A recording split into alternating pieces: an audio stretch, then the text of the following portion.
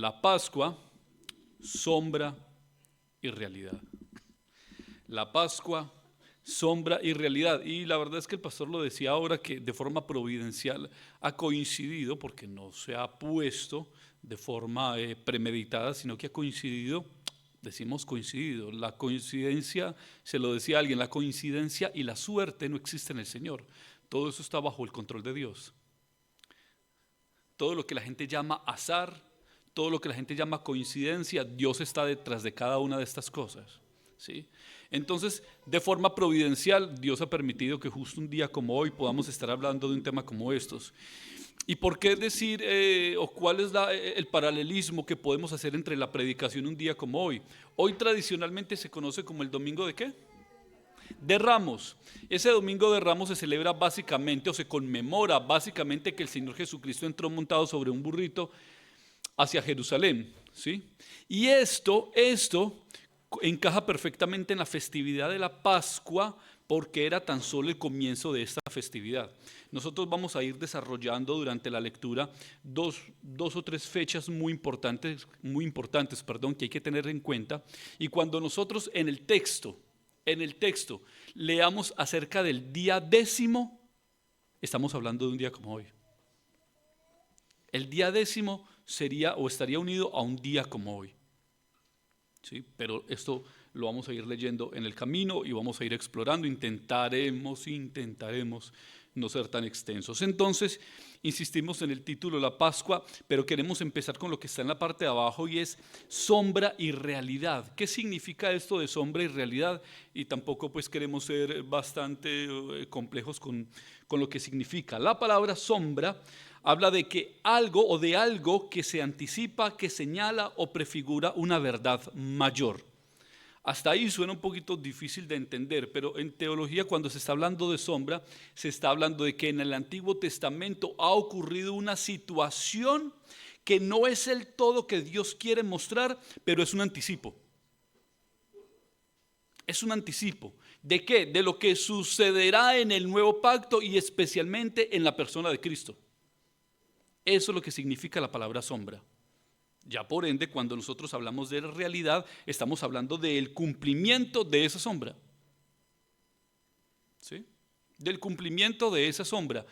Un ejercicio bastante práctico, y se los dejaría como tarea para que ustedes puedan indagar acerca de algunas sombras y cómo se cumplen en Cristo. Podrían leer Levítico capítulo 23. Levítico 23, desde su versículo 1, no recuerdo hasta dónde, empieza a narrar de cómo debería ser cronológicamente las fiestas que Israel debería celebrar. Y cada una de estas fiestas, empezando por la Pascua, todas se cumplen en el nuevo pacto en el Señor Jesucristo. Todas, ¿sí? Entonces, de eso es lo que estamos hablando. Incluso algún texto de las Escrituras, que no lo vamos a exponer por lo menos por ahora, dice Hebreos capítulo 10, versículo 1, la ley es solo una sombra de los bienes venideros. Hebreos 10:1, la ley es solo una sombra de los bienes venideros. Ahí está, David, muchas gracias. Y no la presencia misma de estas realidades. Se dan cuenta de los dos términos que estamos utilizando y aparecen en este versículo. La ley es solo una sombra de los bienes venideros, no la presencia misma de esas realidades. Por eso nunca puede perfeccionar a los que se acercan para adorar mediante los mismos sacrificios que se ofrecen sin cesar año tras año. ¿Qué está diciendo? Que estas sombras no podían ejercer efectivamente la remisión de pecados, ¿sí? Y la restauración de la relación del hombre con Dios. La sombra no lo podía hacer, pero la sombra sí que nos estaba mostrando cómo sería en un futuro. De eso es lo que se trata. La sombra entonces apunta hacia algo más grande que no se ha manifestado completamente. Y ahora, ¿qué significa la palabra Pascua? Que esto también lo desarrollaremos un poco más adelante. La palabra Pascua viene de una palabra en hebreo que significa Pesaj. P-E-S-A-K-J, algo así. Algunos lo ponen también sin la K. Pesaj. ¿Qué significa? Y esta expresión quiero que la recordemos porque la vamos a utilizar mucho más adelante. La palabra Pascua, según ese término hebreo, significa pasar por alto. pasar por alto. Algunos otros dirían como pasar de largo, ¿sí? Pero quiero sobre todo que recordemos esta expresión que les acabo de declarar, pasar por alto. Algunos lo llamarían también como un salto a la libertad. Es lo que significa esa palabra Pascua. La Pascua es entonces, recuerden, la primera y más importante de las fiestas de la nación judía. Es la primera y más importante de las fiestas. Pero para que podamos entonces entender un poco más y tener algunos datos que nos puedan meter en un contexto y en una realidad mucho más clara, vamos a hacer lectura del texto. Son 28 versículos. Vamos a leerlos absolutamente todos, pero no los vamos a indagar todos, porque si no, aquí nos vamos de Pascua, Vigilia, Semana Santa entera, y pues la idea es salir a la casa y volver alguna vez, ¿sí? No se trata de eso, pero sí que nosotros vamos a leerlo todo porque es importante pues conocer el texto y tocar algunas generalidades y qué es lo que Dios nos quiere decir a partir de esto. Éxodo capítulo 12, versículos 1 hasta el 28, los vamos a leer todo. Hay algunos versículos que aparecen con un poco subrayados, que son puntos en los que yo quiero tener en cuenta al final cuando hagamos algunas declaraciones. Dice la palabra del Señor: en Egipto el Señor habló con Moisés y a Aarón. Les dijo: este mes será para vosotros el más importante, pues será el primer mes del año. Hablad con toda la comunidad de Israel y decidles que el día 10, ¿recuerdan? Que el día 10 de este mes todos vosotros tomaréis un cordero por familia, uno por cada casa. Si alguna familia es demasiado pequeña para comerse un cordero entero, deberá compartirlo con sus vecinos más cercanos, teniendo en cuenta el número de personas que sean y las raciones de cordero que se necesiten, según lo que cada persona haya de comer. El animal que se escoja puede ser un cordero o un cabrito de 1 año y sin defecto, al que cuidaréis hasta el 14 del mes, día en que, a ver, no sé si, en que la nación, seguramente no está el término, en que la nación de Israel en pleno lo sacrificará al caer la noche. Tomarán luego un poco de sangre y la untarán en los 2 postes y en el dintel de la puerta de la casa donde coman el cordero. Deberán comer la carne esa misma noche, asada al fuego y acompañada de hierbas amargas. Y otro término que quiero que tengamos muy presente, y es pan sin levadura. No deberéis comerla cruda ni hervida, sino asada al fuego, junto con la cabeza, las patas y los intestinos, y no debéis dejar nada. En caso de que algo quede, lo quemaréis al día siguiente. Comeréis el cordero de este modo: con el manto ceñido a la cintura, con las sandalias puestas, con la vara en la mano y deprisa. Se trata de la Pascua del Señor. Esa misma noche pasaré por todo Egipto y heriré de muerte a todos los primogénitos, tanto de personas como de animales, y ejecutaré mi sentencia contra todos los dioses de Egipto. Yo soy el Señor. La sangre servirá para señalar las casas donde vosotros os encontréis, pues al verla pasaré de largo. O ese pasaré de largo también lo que decíamos ahora, ¿qué? Pasaré por alto, ¿sí? Así, cuando hiera yo de muerte a los egipcios, no os tocará a vosotros ninguna plaga destructora. Este es un día que por ley deberéis conmemorar. ¿Qué dice? Siempre. Es una fiesta en honor del Señor y las generaciones futuras deberéis celebrarla. Durante 7 días comeréis pan sin levadura, de modo que debéis retirar de vuestras casas la levadura el primer día. Todo el que coma algo con levadura desde el primero o desde el día primero hasta el 7 será eliminado de Israel.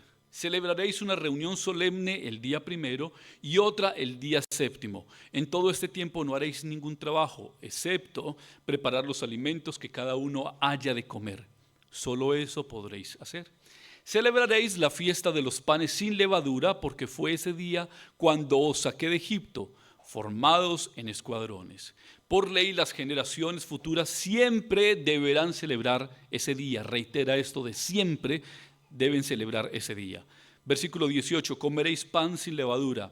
desde la tarde del día 14 del mes primero hasta la tarde del día 24 del mismo mes. Durante 7 días os abstendréis de tener nuevamente levadura en vuestras casas. Todo el que coma algo con levadura, insiste, sea extranjero o israelita, será eliminado de la comunidad de Israel. No comáis nada que tenga levadura, nuevamente. Donde quiera que viváis, vosotros comeréis. Parece que es importante este tema de la levadura, ¿no? Versículo 28. Convocó entonces Moisés a todos los ancianos israelitas y les dijo: id enseguida a vuestros rebaños, escoged el cordero para vuestras respectivas familias y matadlo para celebrar la Pascua. Tomad luego un manojo de hisopo, mojadlo en la sangre recogida en la palangana. Untad de sangre el dintel y los 2 postes de la puerta. Y no salgáis ninguno de vosotros de vuestra casa hasta la mañana siguiente.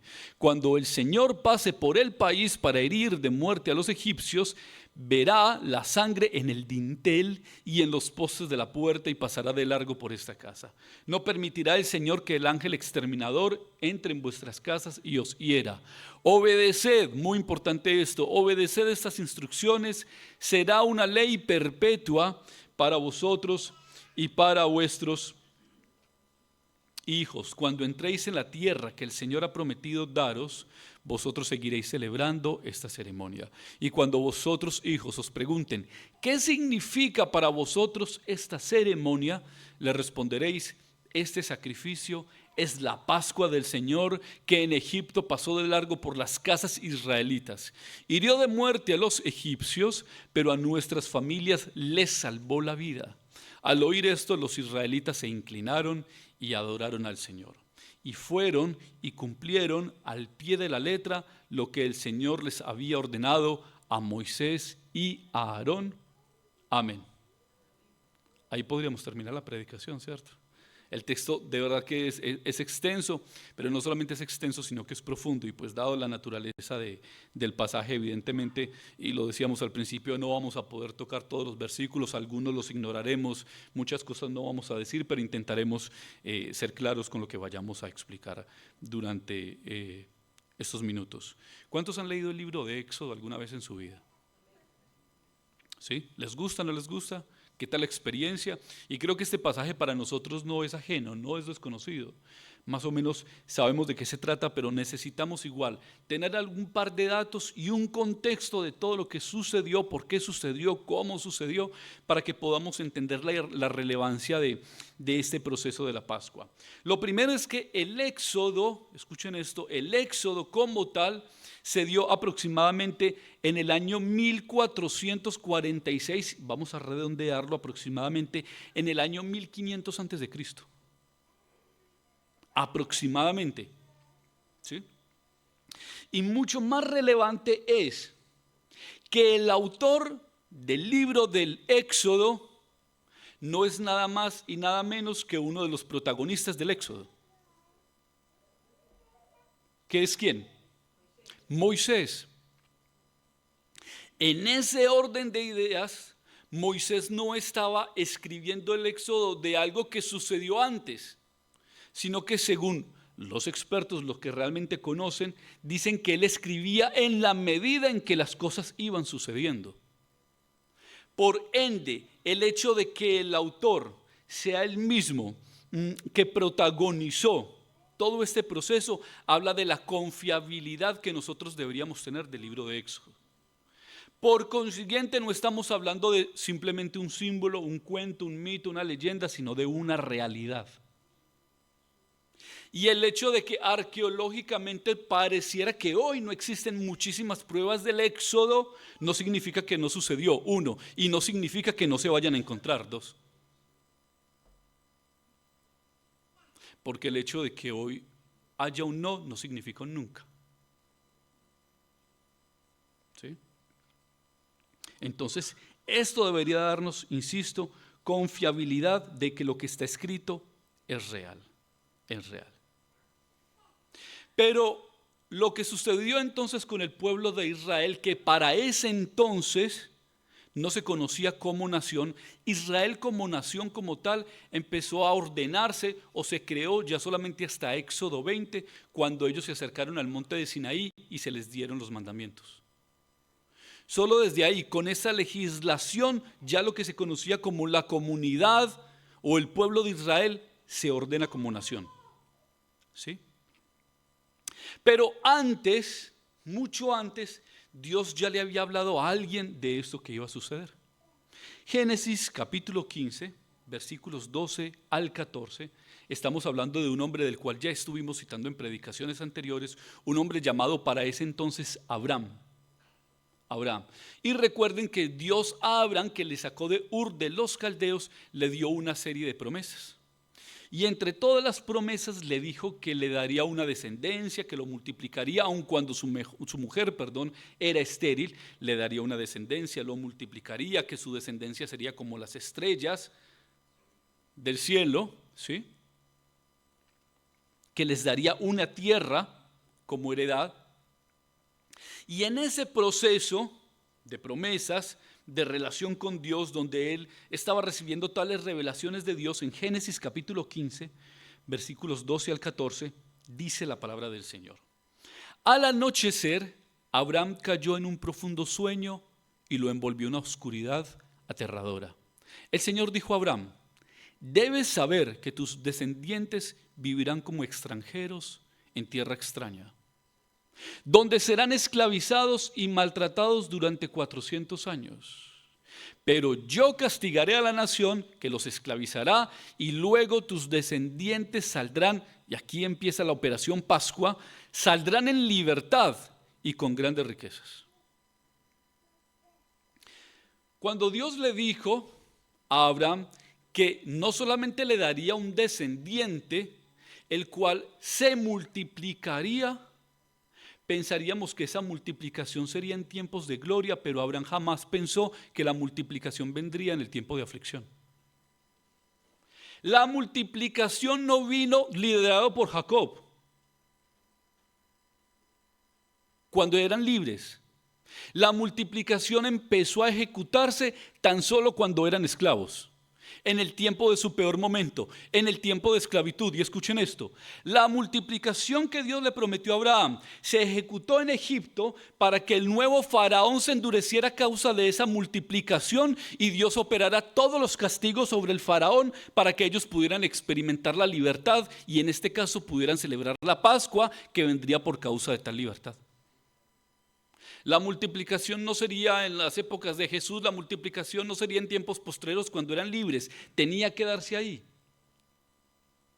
Un poco más de esto nos explica Éxodo capítulo 1, en los versículos 8 al 11.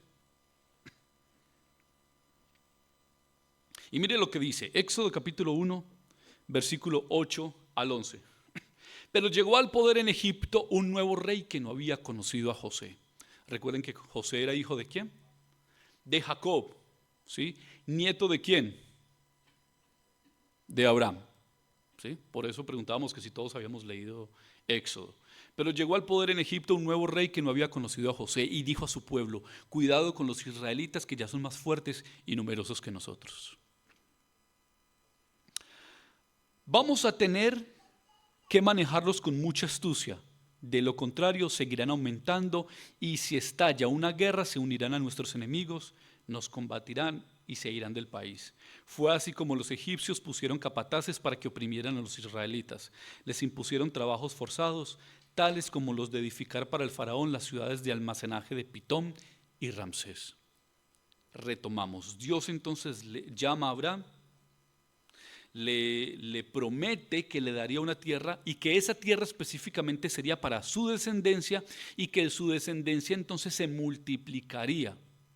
Luego en Génesis capítulo 15, Dios a través de un sueño le revela que su descendencia, toda su heredad, todos sus hijos estarían bajo una nación imperial ajena que los esclavizaría, pero que Dios les produciría o les traería ¿qué? Libertad, ¿sí? Y que castigaría a esta nación. También entonces nos damos cuenta que la multiplicación se dio no cuando estaba el faraón que era amigo de José, sino otro faraón que no conocía a José, y a causa de la multiplicación y la extensión del pueblo, Se endureció el corazón de este hombre a causa del temor que le estaba produciendo, y lo que hizo fue castigarlos, subyugarlos, esclavizarlos, de una y otra manera para aumentar su pecado delante de Dios. Pero luego, cuando nosotros hemos leído todo Éxodo, nos damos cuenta que Dios castigó con 10 plagas, mejor, con 9 antes de esta última, que es la que vamos a hablar hoy. 9 plagas antes de esta última. Plagas que no solamente buscaban castigar a Faraón por su obstinación y su rebelión y el endurecimiento de su corazón, sino que cada plaga estaba buscando castigar a un dios de los egipcios. Plagas como el agua con sangre, las ranas, los piojos, las moscas, la muerte del ganado, úlceras, granizos, langostas y oscuridad. 9 plagas que estaban respondiendo a 9 ocasiones en que el faraón le dijo a Dios que no le concedería libertad a su pueblo, pero todavía faltaba una más. Y esa una más no solamente sería la peor de las plagas, sino que sería la sentencia total en contra del faraón, en contra de los dioses, en contra del imperio, y sería entonces la ejecución de la libertad de la nación de Israel, o de la comunidad de Israel, la que, como decíamos ahora, tan solo en Éxodo 20, se convertiría en nación. ¿De qué nos estaba hablando todos estos 28 versículos? Voy a leerlos un poco a manera de generalidades para que ya nos vamos encontrando con lo que Dios nos quiere decir. Lo primero es que Dios registra en este texto un encuentro con Moisés y con Aarón. Lo segundo, le señala un nuevo calendario. ¿Y por qué hablo de un nuevo calendario? Porque los judíos tienen 2 calendarios. Hay uno que empieza, se conoce como el calendario tradicional, es el calendario que parte desde la creación, que empieza entre el mes de septiembre y octubre. ¿Sí? En esa época es que se dio la creación. Ese es el primer calendario. Pero después de la libertad del pueblo salido de Egipto, se da origen a un segundo calendario que se conoce como el calendario religioso. Este que está empezando por este tiempo entre los meses de marzo y abril. Mes de marzo y abril, que se conocía inicialmente como el mes de Aviv. Ustedes se van a dar cuenta en unos pasajes más adelante, tal vez en Deuteronomio 16, que a este mes se le conoce como el mes de Aviv, pero tan solo por allá, no sé, en el libro de Ezequiel ya se conoce como el mes de Nisán. Así se llama este mes para los judíos, el mes de Nisán. Entonces dice que le señala un nuevo calendario empezando con el mes de Nisán, el que sería el primero de los meses, marcando además un nuevo tiempo para su pueblo. Les da instrucciones con respecto al Cordero Pascual que han de sacrificar por familia, separándolo el día ¿qué? El día 10º, un día como hoy, pero que sería sacrificado tan solo en el día 14. Se pide que el cordero sea, o que el animal a sacrificar sea un cordero o un cabrito, que sea de 1 año de edad, pero también que sea sin defecto. Se les da también en estos versículos que acabamos de leer parámetros detallados de cómo debe prepararse y comerse el cordero sacrificado junto con los panes sin levadura y las hierbas amargas. Esta es una práctica que todavía se da hoy. ¿Sí? Entre los judíos celebran algo que se llama, y lo compartíamos el viernes, algo que se pronuncia algo así como el Seder. Esa es la cena que ellos practican hoy. ¿Sí? La cena junto con el Cordero Pascual y algunos rituales pues, que tienen todavía vigentes. Se les pide además que tomen algo de la sangre del Cordero, que la unten en el marco de la puerta con dicha sangre como señal para que Dios pase de largo. Luego también dice que hay una petición, y es una petición reiterada en las cuales les dije que Dios estaba haciendo mucho hincapié, es la petición de eliminar toda clase de levadura.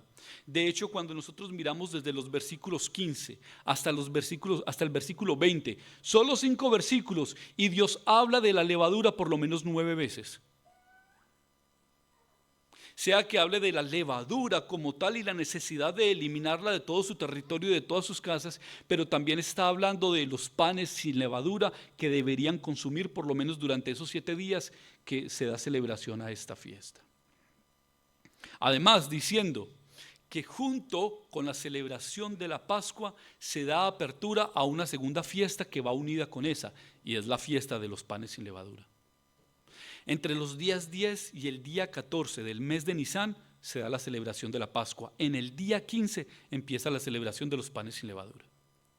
Y de hecho es tan unidas las dos fiestas que la celebración de la Pascua debe celebrarse en la noche del día 14 o en el atardecer del día 14. Recuerden que los días en Israel no empiezan a las 12 de la noche, sino a las 6 de la tarde. Entonces, más o menos la celebración de la Pascua debería ser a las 5 de la tarde, casi sobre las 6 de la tarde del 14, e inmediatamente son las 6, empieza ya el día 15 y a celebrarse el pan de los días, el día de los panes sin levadura, en unión con el Cordero Pascual. ¿Sí? Se demanda entonces que esta celebración, escuchen esto, conocida como Pascua, se celebre por las futuras generaciones para siempre. ¿La nación de Israel celebra la Pascua hoy? Sí. ¿La Iglesia Católica tradicional celebra la Pascua hoy? Sí, pero ninguno de los dos celebra la verdadera Pascua. ¿La Iglesia cristiana, la verdadera Iglesia de Cristo, celebra la Pascua hoy? Sí. ¿Debe celebrarla? Obvio. ¿Cómo? Ya nos vamos a dar cuenta cómo. Y la estamos celebrando en este momento, aun cuando todavía no hemos participado de la cena. Se le pide al pueblo entonces no salir de sus casas donde se ha sacrificado la Pascua, para que ninguno de ellos muera a causa de, como se dice en esta versión, a causa del exterminador. Tal vez alguna otra traducción lo llama como el ángel de la muerte. ¿Sí? Porque Dios ejecutaría, como lo decíamos ahora, una sentencia. Ya no sería simplemente una plaga, una sentencia final, y sería la muerte de los primogénitos. ¿Y por qué tan relevante este tema de los primogénitos? Porque el primogénito para ese entonces, para el faraón egipcio, significaba que él fuera el heredero, el líder y el símbolo del poder que continuaba. Al morir el primogénito, se sentenciaba no solamente el primogénito, sino el imperio. ¿Sí? Además, Dios, al hablar en el versículo 11 acerca del juicio que lleva a cabo, termina con una declaración diciendo: yo soy el Señor. En una versión como la Reina Valera diría: yo Jehová. Esa es la declaración con la que termina quizás el versículo 11. ¿Y qué significa eso? Está hablando primero de que su juicio es verdadero y seguro. 2, que Él es quien lo ejecuta personalmente. 3, que Dios es quien tiene autoridad suprema. Y 4, que Él está por encima de todos los dioses con D minúscula.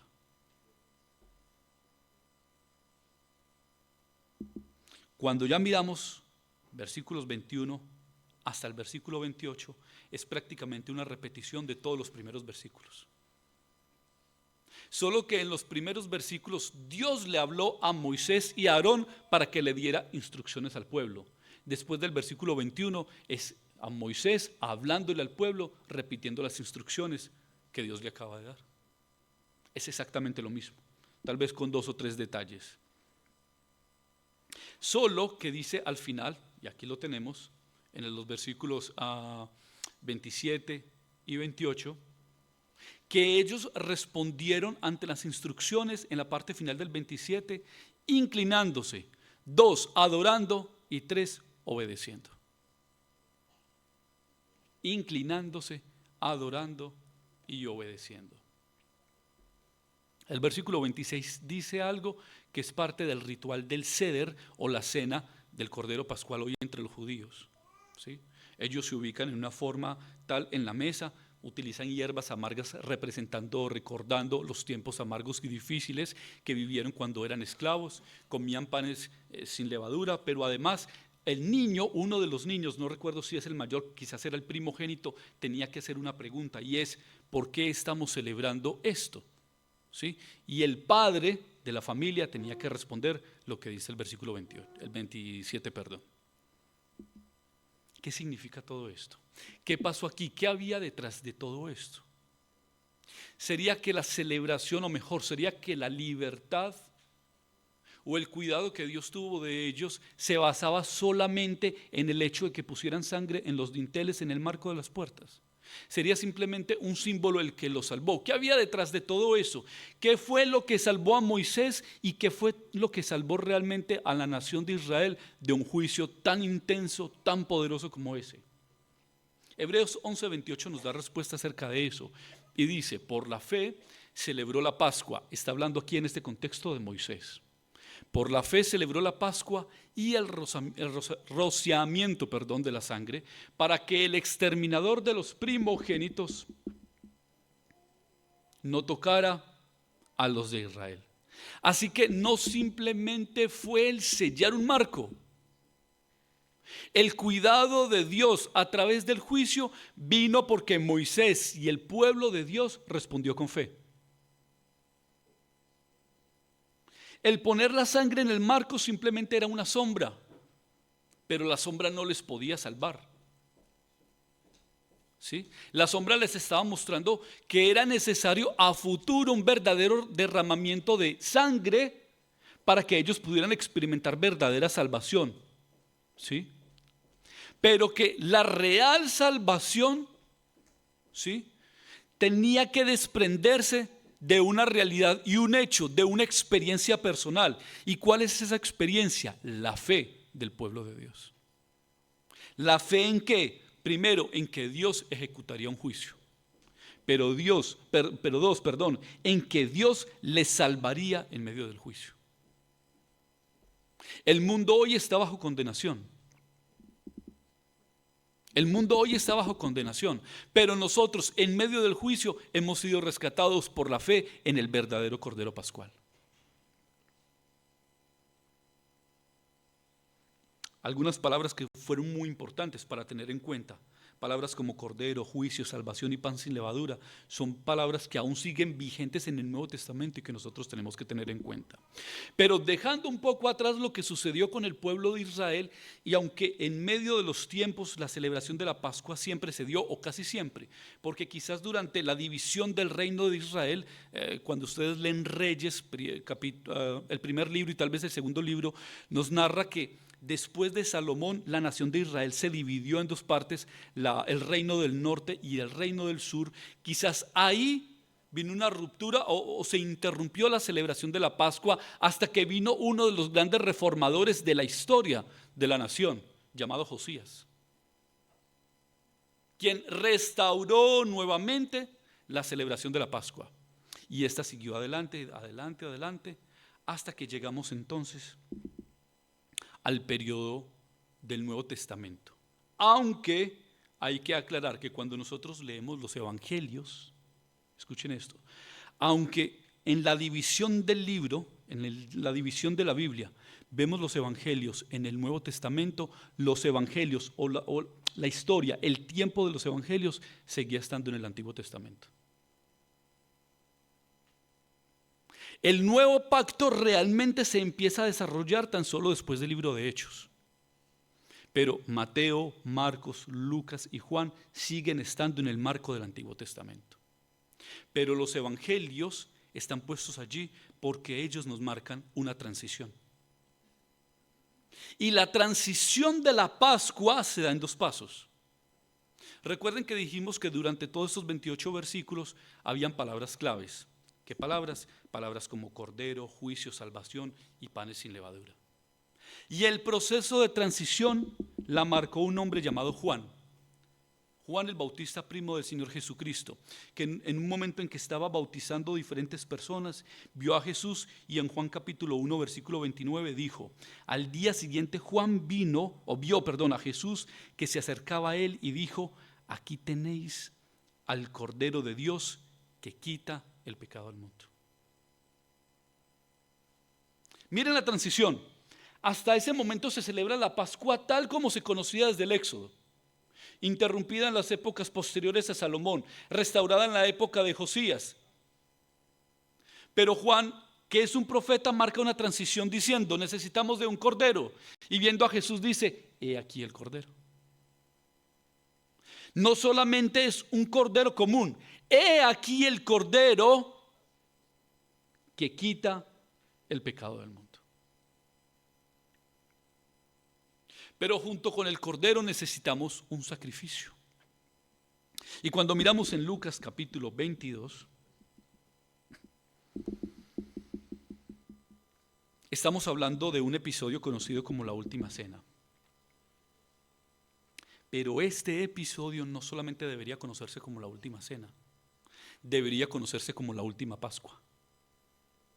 Pero no solamente debería conocerse como la última Pascua, sino como la primera cena de la iglesia. ¿Y qué nos dice la palabra de Dios? Cuando llegó la hora, Jesús y sus apóstoles se sentaron a la mesa. Recuerden que están celebrando la Pascua, tal como se conocía. Entonces les dijo: he tenido muchísimos deseos de comer esta Pascua con vosotros antes de... que está hablando de un sacrificio que ya vendría, que ellos no entenderían, pero que ya vendría. Luego tomó la copa, dio gracias y dijo: tomad esto y repartidlo entre vosotros. También tomó pan y después de dar gracias lo partió, se lo dio y dijo: este pan es mi cuerpo, primero entregado, que significa sacrificio, pero entregado ¿por quién? Por vosotros, que significa misericordia. Haced esto en memoria de mí. De la misma manera tomó la copa después de la cena y dijo: esta copa es el nuevo pacto, aboliendo la antigua Pascua y la antigua forma de ver la Pascua, y dice: esta copa es el nuevo pacto en mi sangre, que es derramada, sacrificio, por vosotros, misericordia.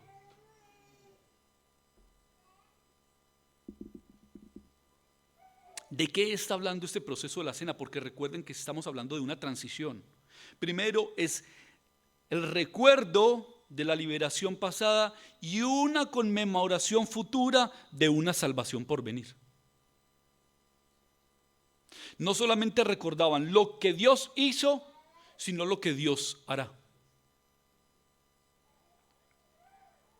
Ya no conmemoran entonces, escuchen esto, la liberación pasada del pueblo de Israel, sino la salvación presente y eterna del pueblo de Dios llamado iglesia. Ya ahora no conoceremos, ya ahora no será tan relevante la nación de Israel con su nombre, sino de la iglesia, donde se reunirán hombres de toda nación, mujeres de toda nación, gentiles y judíos. Ya no serán más dos, sino que dice la palabra más adelante que Dios romperá el muro que los separaba y serían como uno, como un cuerpo delante de su Señor. Así que en ese orden de ideas, a partir de este momento ya no habría sombra. Todo lo que sucedería en Cristo Jesús sería realidad. Y esa sangre con la que se marcaba los dinteles, el marco de la puerta para señalar que en ese lugar había pueblo de Dios, ahora vendría una verdadera sangre derramada por un verdadero cordero, que no solamente nos marcaría, sino que nos limpiaría y nos lavaría completamente de todos nuestros pecados. ¿Sí? ¿Qué sucedió entonces en la Pascua y qué sucedió en la cruz? Dos cosas en un solo momento: salvación y juicio. Salvación y juicio, ira y gracia en un solo momento y en un solo lugar. Los egipcios experimentaban la ira, el pueblo de Israel experimentaba la gracia. En la cruz, el Hijo de parte del Padre experimentaba la ira por nuestros pecados, pero en la cruz nosotros experimentaríamos la gracia de su salvación. Ira y gracia en un solo momento, ira y gracia en un solo lugar. Y tendríamos que entrar a meditar en algunas reflexiones finales y contundentes, porque no solamente estábamos con la necesidad de hablar acerca de un cordero, como bien Juan lo presentó, de un sacrificio, como bien Jesús lo presentó en la última cena, de una salvación que ya se nos había sido anunciada en la misma cena de la Pascua, cuando el Señor decía que no solamente se sacrificaría en vano, sino que lo haría por nosotros. Pero que es necesario un término en el cual la palabra fue muy reiterativo y es muy importante tenerlo en cuenta, y es la palabra levadura o panes sin levadura. ¿Por qué es tan importante? El nuevo pacto todavía nos marcará un camino hacia ese punto. ¿Qué significa esto de la levadura y la necesidad una y otra vez de retirar la levadura de en medio de sus casas, de su territorio, y que no consumieran durante la celebración de la Pascua panes con levadura? Mire lo que dice 1 Corintios capítulo 5 versículos 7 y 8. Deshaceos de la vieja levadura para que seáis ¿qué? Masa nueva. ¿Qué es masa nueva? Panes sin levadura, como lo sois en realidad.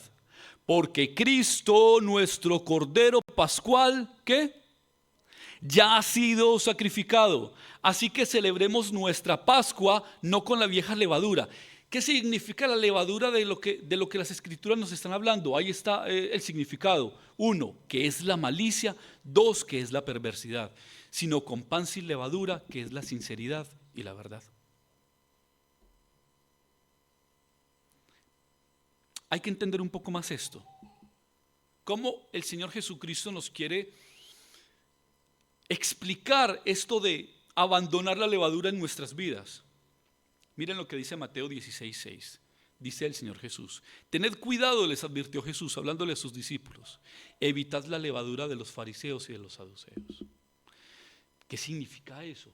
Lucas 12:1 nos da una revelación mucho más clara. Dice: mientras tanto se habían reunido millares de personas, tantas que se atropellaban unas a otras. Jesús comenzó a hablar dirigiéndose primero a sus discípulos: cuidaos de la levadura de los fariseos, o sea, de la hipocresía. ¿Qué tenemos que abandonar?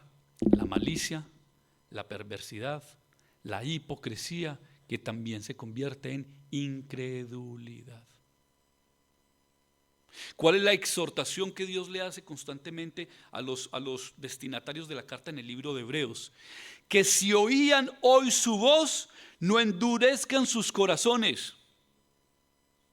¿Qué es lo que está diciendo el Señor hoy? Que nosotros hoy estamos todavía celebrando la Pascua, pero no de la forma ritual en que lo hacen los judíos y los católicos, sino que nosotros celebramos la Pascua. ¿Y cuál es esa Pascua? Que Jesucristo murió, pero que Jesucristo resucitó y que su sangre ha sido derramada para que nosotros seamos sellados con esa sangre y la muerte eterna no nos alcance, sino que nosotros podamos tener la seguridad de que en Cristo tenemos vida eterna. De que por Cristo hemos sido redimidos, de que por Cristo hemos sido salvados, de que por Cristo hemos sido comprados y que es necesario que nosotros vivamos una vida conforme a la salvación del Cordero Pascual, una vida en que no haya levadura en nosotros, ningún tipo de hipocresía, ni de doble pensamiento, ni de incredulidad, ni de malicia, ni de perversidad. Y que nosotros deberíamos ser conscientes que si estamos viviendo una vida en Cristo, todos los días deberíamos estar mortificando el pecado que nos aqueja, porque todos deberíamos estar luchando con el pecado. No estoy diciendo que hoy el pecado debería estar exterminado, pero nosotros deberíamos hacer lo que se le pedía al pueblo en ese entonces con la levadura: elimínenla, quítenla. Nosotros deberíamos estar en el mismo proceso de luchar todos los días con nuestros pecados. Porque todos tenemos luchas. No hay absolutamente ninguno aquí que diga que no tiene una lucha, porque el que diga que no peca está haciendo a Dios un mentiroso. Todos hemos pecado y posiblemente pequemos después de la celebración. Ninguno somos lo que parecemos aquí. Por eso decíamos, si alguien quiere saber de cuál es la realidad de cada persona, no pregunten en la iglesia, pregunten en su casa.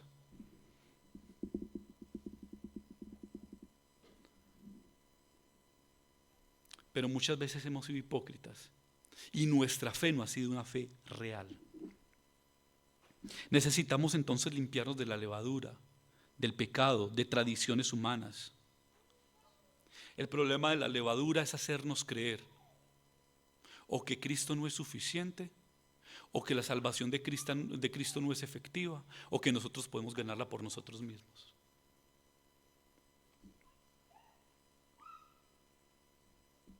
¿De qué necesitamos entonces nosotros tener cuidado cuando hablamos de la levadura y en este contexto de lo que el Señor le está hablando a sus discípulos? ¿Cómo nosotros nos cuidamos? Sabiendo a quiénes escuchamos, qué doctrinas estamos aprendiendo. Por eso la doctrina no es importante, es fundamental en la vida cristiana. Todos debemos aprender doctrina y sana doctrina. Todos deberíamos aferrarnos a las Escrituras para que nuestro discernimiento se agudice y nosotros podamos saber y darnos cuenta de que nos están diciendo mentiras muchas veces afuera. Para que no seamos engañados de tantas cosas tan absurdas que se dicen en el mundo y en congregaciones entre comillas cristianas. Que las redes están llenas de trigo, pero también de cizaña. y que nosotros tenemos que ser cuidadosos con nuestro corazón a partir de lo que oímos. Solamente una exhortación más, está en Gálatas capítulo 5, en el versículo 1, 4 y 9. Gálatas capítulo 5, versículo 1, 4 y 9. Y con esto creo que ya estamos por terminar. Dice la palabra de Dios: Cristo nos libertó para que vivamos en libertad. ¿Nos libertó para qué? No para vivir en libertinaje, sino para vivir en libertad. Por lo tanto, manténganse firmes y no se sometan nuevamente al yugo de esclavitud. El versículo 4 dice: aquellos de entre ustedes que tratan de ser justificados por la ley, es decir, que tratan de buscar la salvación fuera de Cristo, han roto con Cristo, han caído de la gracia. Y el versículo 9, ¿qué dice? Un poco de levadura fermenta o contamina toda la masa. Recuerden, dice el Señor, que ustedes, que todos nosotros, hoy somos libres. Y por eso podemos combatir contra el pecado y podemos triunfar en contra de lo que el pecado o a lo que el pecado quiere someternos. ¿Sí? Y que nosotros deberíamos liberarnos de todo tipo de tradición humana, ritualismo, formas, para ocuparnos verdaderamente de una fe que confiesa a Cristo y que confíe en Cristo.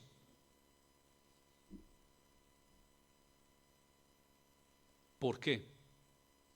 ¿Recuerdan qué significa la palabra Pascua? Pasar por alto. Eso es lo que significa la palabra Pascua. Miren lo que dice Romanos 3:23. Vamos a solamente 2 textos y terminamos. Romanos 3:23 al 26 dice: pues todos, a excepción de uno. ¿Quién es ese uno? Pues todos han pecado y están privados de la gloria de Dios. Pero por su gracia son justificados gratuitamente mediante la redención que Cristo Jesús efectuó. Dios lo ofreció como un sacrificio para obtener el perdón de pecados, el cual se recibe por la fe en su sangre. Así demostró su justicia, porque a causa de su paciencia había pasado por alto. ¿Dios pasó qué? Y cuando hoy perdona nuestros pecados, pasa por alto. No está diciendo que Dios está tolerando el pecado, está diciendo que ya lo juzgó en Cristo. Y pasó por alto los pecados pasados. Y el versículo 26 dice: pero en el tiempo presente ha ofrecido a Jesucristo para manifestar su justicia. De este modo Dios es justo y a la vez el que justifica a los que tienen fe en Jesús. La fe con la que operó Moisés para celebrar la Pascua. Hechos 17, 30 y 31, y con esto terminamos. Hechos capítulo 17, 30, 31 dice: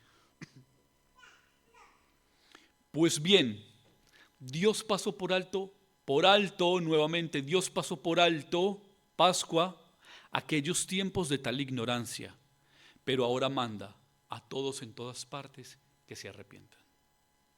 Él ha fijado un día que nosotros no conocemos, pero Él ha fijado un día en que juzgará al mundo con justicia, por medio del hombre que ha designado. De ello ha dado pruebas a todos al levantarlo de entre los muertos. Todo esto que leímos y todo esto que dijimos, simplemente para resumirlo en una frase: Dios está llamando al mundo y nos ha llamado a nosotros para salvarnos de él. No para salvarnos de otro.